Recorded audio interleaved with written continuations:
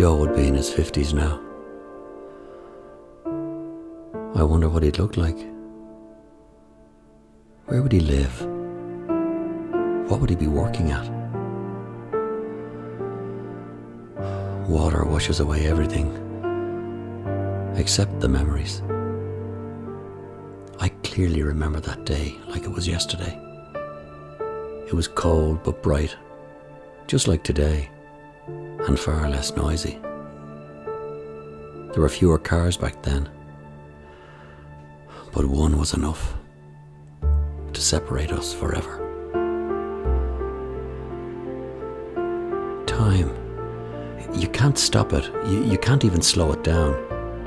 When my dad brought me here for the first time, I thought it was the sea. It looked endless. Life has changed.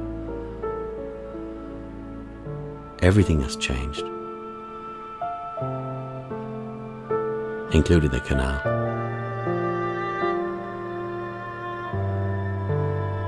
Those trees over there, they were so small, and now, mature giants. They've seen so much, witnessed so many people come and go. Joe would have liked this ball. They didn't make footballs like this in our day. And now, well, it's just discarded like so many other things. That's strange. I haven't seen anyone fishing in the canal in ages. Hey lads. How you doing? Hey, how's it going? Any luck? No, not so far. Not so far. No. Don't think there's an awful lot in it, to be honest. A few small pike perch. Yeah. About a bit, isn't it? Hopefully, yeah. Well, hopefully there's a few small pike left in it. No, there's not Too many. bright, is it, or what is it? It's a little bright, all right, but you'd still, if there was fish there, you'd still expect to pick up one or two small fish anyway, or see something, you know. Yeah, yeah. But I don't think there's a lot there, to be honest with you. About 20 years ago or so, there used to be some great fish along here. Shoal a very, very big roach up there, and specimen size, even nearly record up the hole there at the back of the pub. But I think they're long gone now. There used to be a lot of lads fish here. You don't see anyone anymore. We're always optimistic as anglers, but to be realistic, there's not much left in the canal fish-wise at the moment. They're not really looked after in terms of fish stocks, unfortunately.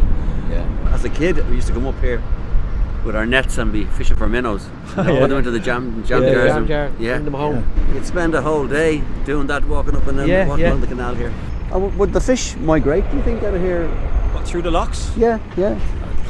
They could do, it's possible, but they don't really do it. Maybe a big fish might get through a lock, but it's highly unlikely though. Highly unlikely. I don't think they do it deliberately.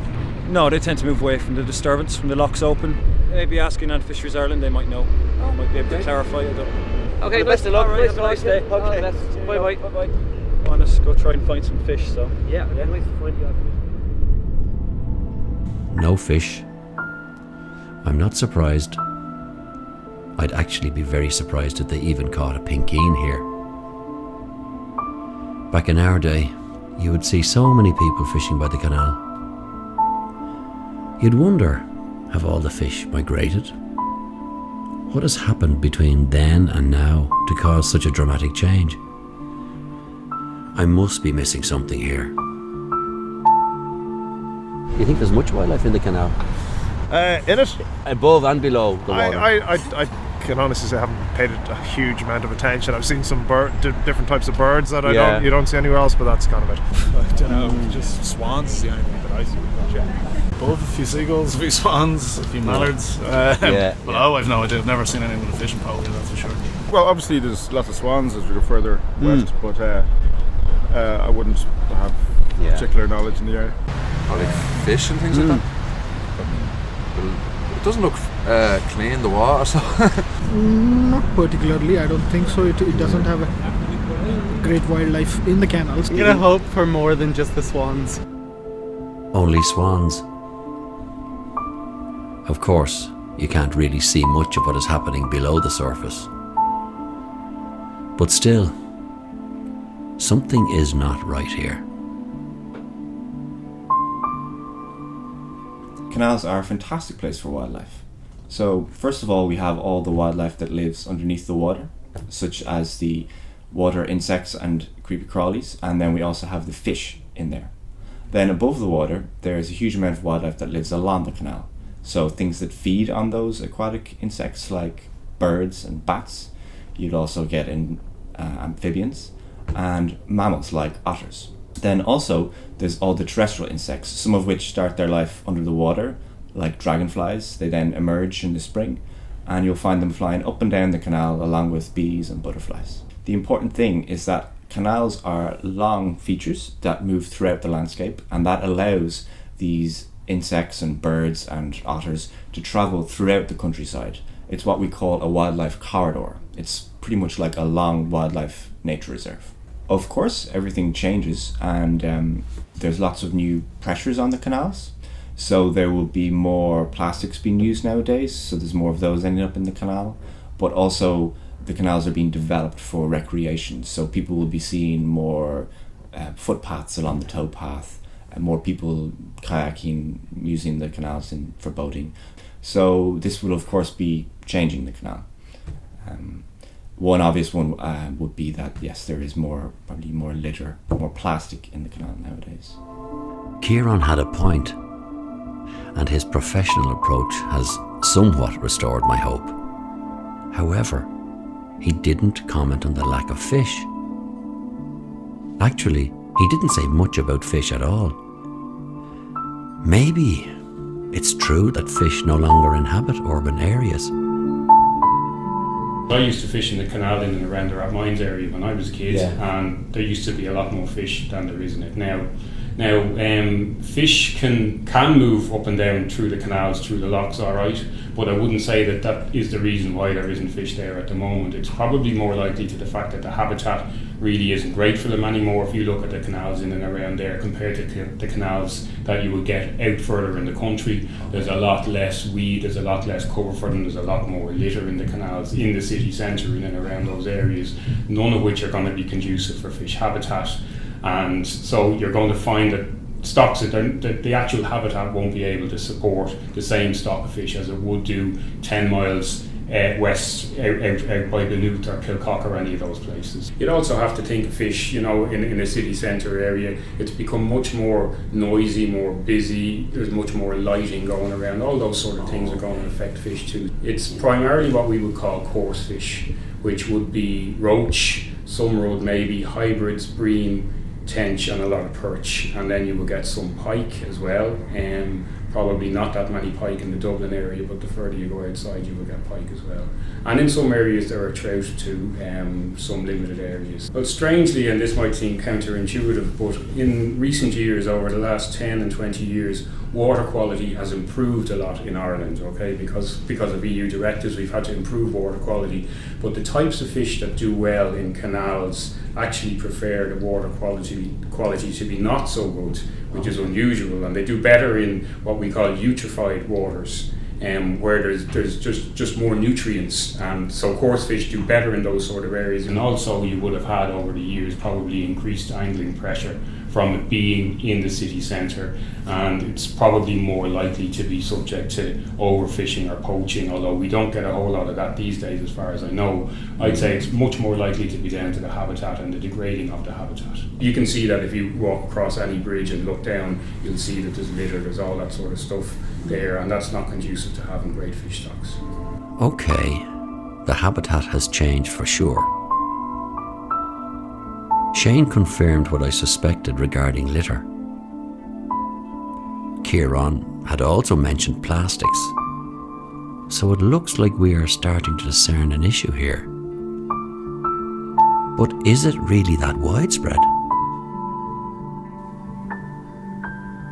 Does think there's much litter in the canal? Of course. I see the disasters in the city. Yeah, I would say so, yeah. Further up, I don't know about down here, but further up there will be, There's a huge amount.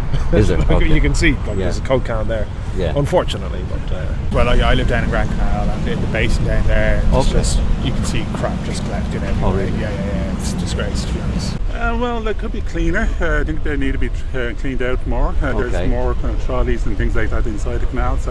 So I think the councils need to look at them. I'd imagine that's a factor for underwater wildlife is quickly up the way.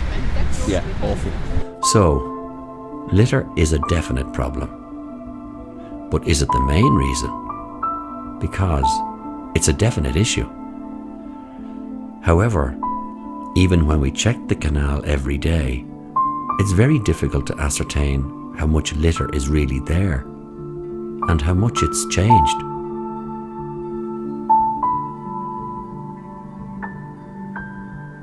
Litter is an issue that we're facing. There's problems nationally to do with litter, both particularly in urban areas, but also wind-blown litter. So yes, absolutely, it's a core part of what the work that Waterways Ireland do with their operational staff. They go out and they do litter picks to keep the canals free of litter. But like on an ongoing basis, you could have litter one day and then the next there'll be more and more. So yes, we're hugely indebted. And in Dublin in particular, and throughout the entire length of the canals, there are tidy towns groups, local community groups who do excellent work in terms of litter picking, and we do a lot to try and help facilitate that as well. So for example, in Dublin we'll supply bags, gloves, litter pickers to these community groups, and we formed a strategic partnership with Dublin City Council, who will then collect that rubbish and dispose of it in a responsible manner. Will it be a recurring issue? I think so. I think the key thing, as well as doing the litter picks, it's education and awareness, and people need to be made aware what the impact is of litter in the canals and indeed throughout all our waterways across the country. Healthy but littered. Cormac said Waterways clean the canals and some local groups run their own initiatives. I'm wondering now how much litter they remove. Maybe the Royal Canal is different.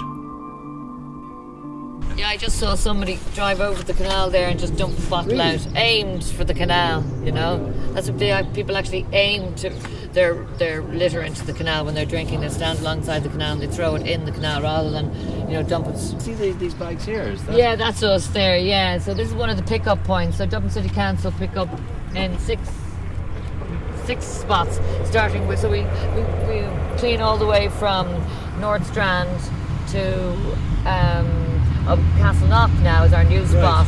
And how much rubbish would you collect on some days the truck, and there's a big trucks now, big Dublin City Council truck. Sometimes you have to come back for a second time because the truck would be literally that full.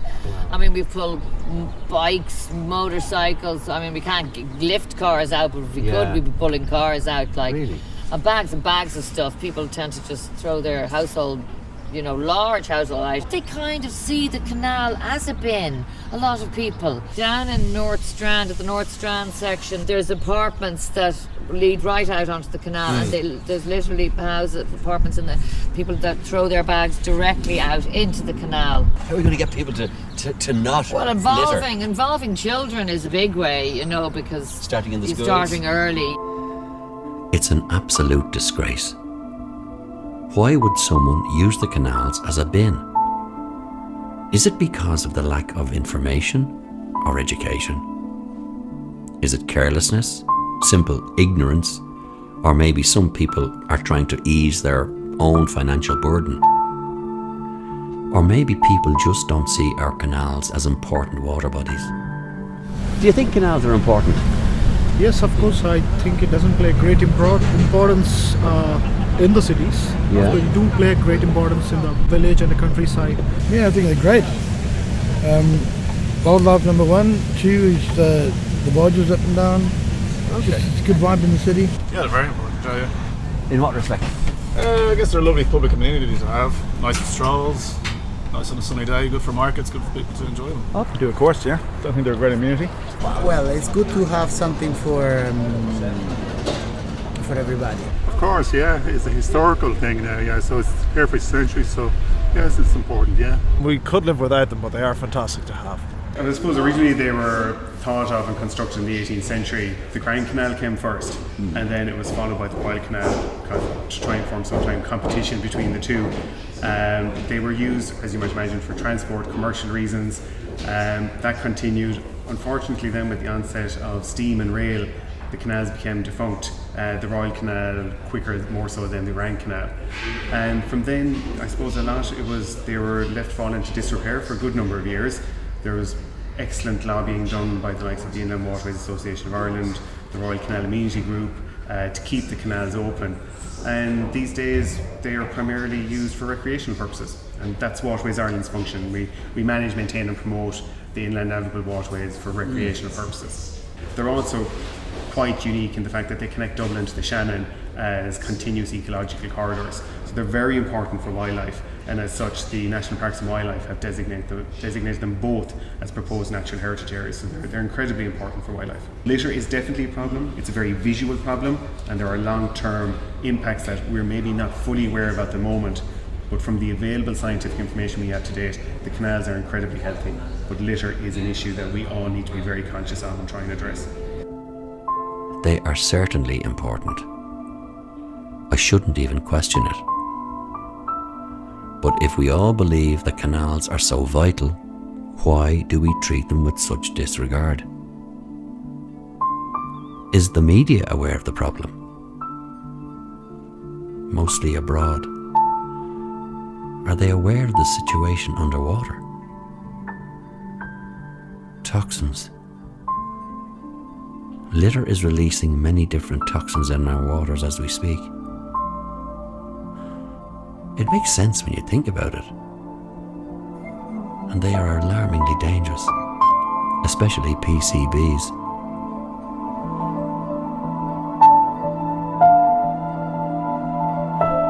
I need to see this with my own eyes.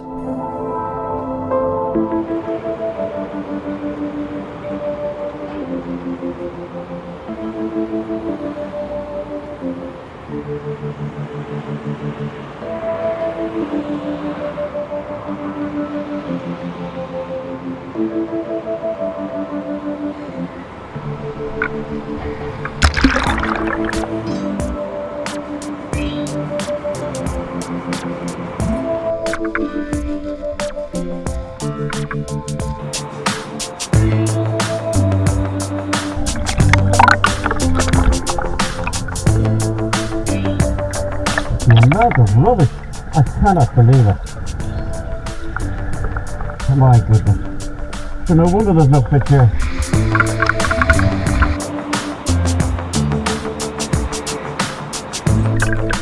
My God, I cannot believe the rubbish. Oh, good God. This is unbelievable. Look at that. Oh God, I can't believe it. Unbelievable.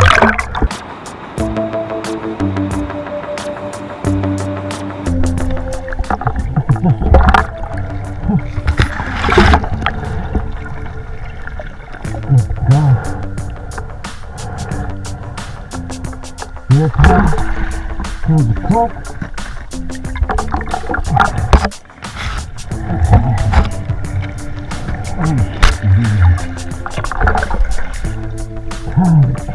Calm.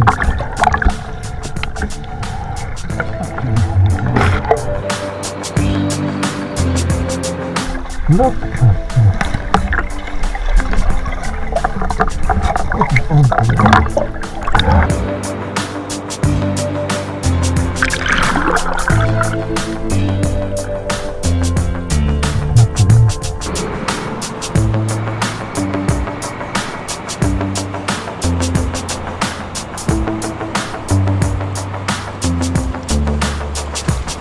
This is what I got in the canal.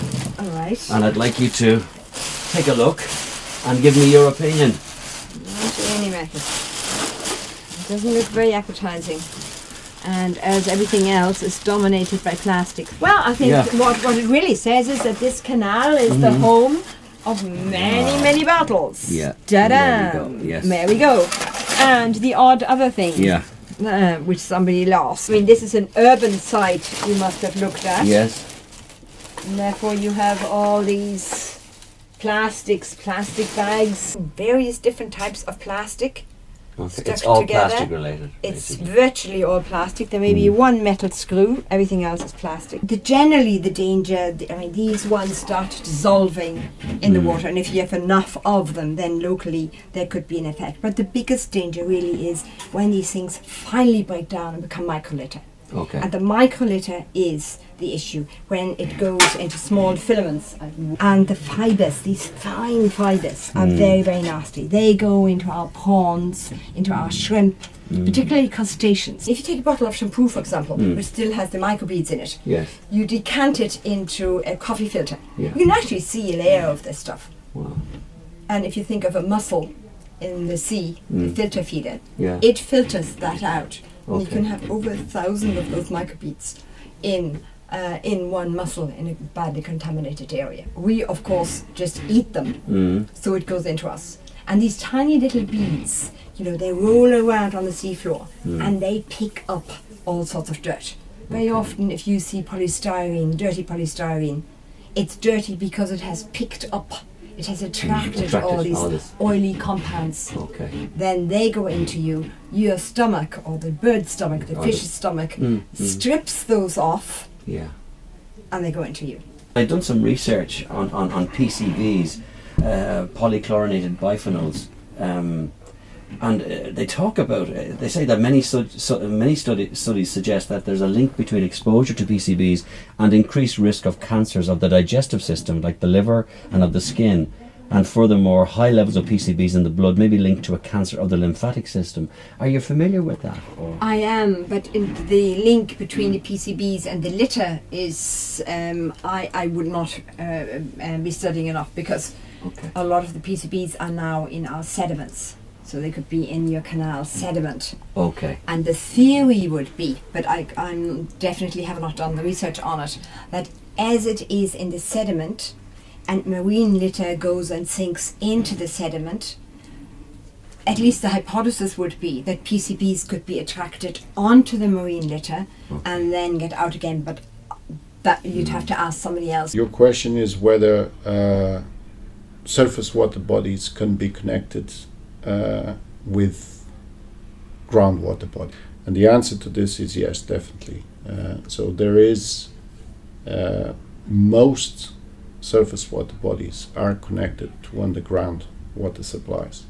The main difference between surface water connection, so over the top of the ground and underground, is time.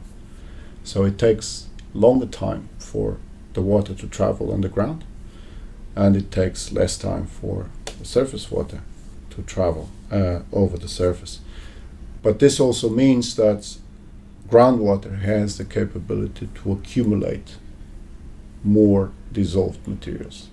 And this means that over time, the concentration of pollutants, or some pollutants in groundwater that reaches surface water bodies, is very high by comparison to water that is traveling over the surface. Very difficult to understand the combined effect of this new pollutant input and the regular, well-known surface pollutant inputs, because the concentrations of pollutants in groundwater are sometimes 2 to 3 orders of magnitude higher than what you would find in surface waters. So even if this connection brings very small amounts of groundwater in contact with, say, rivers or channels or lakes or canals or the sea, even if there's only little groundwater coming up compared to, for example, what rivers would bring, the concentration of a lot of the pollutants is much, much higher. So the impact is sometimes much higher than what you would expect from surface water inputs. These compounds that we have been accumulating in groundwater over the past 4 to 5 decades are now going to arrive in our coastal areas. And we have to first understand how much is arriving, how fast, and what the impact is. People are smart enough to advance in space exploration, but we have failed to understand very basic things. Water is the driving force in nature. It's sacred to all human beings, If you do not have water, you cannot have life. So why are we treating our waters with such disrespect and ignorance? It's like a vicious circle. All the litter that we throw into our canals, rivers, and lakes is killing not just wildlife, but all of us as well. Toxins, including carcinogenic PCBs, could be present in any aquatic environment, starting from our seas and ending with our water supplies. And even if we manage to find the most pristine water body, it will get contaminated by groundwater sooner or later. If not in our time, then in our children's. Little Joe died because of a tragic accident, but we are killing ourselves and our future generations with our own systematic, irresponsible actions. One thing is clear. People need more information about the consequences of their actions, including the dangers they are creating for themselves and their children. We have to find a way to work together, to raise the awareness and to educate each other and our future generations about the importance of our ecosystem, including our waters. I thought this would be the end of my journey, but now I clearly see this is just the beginning.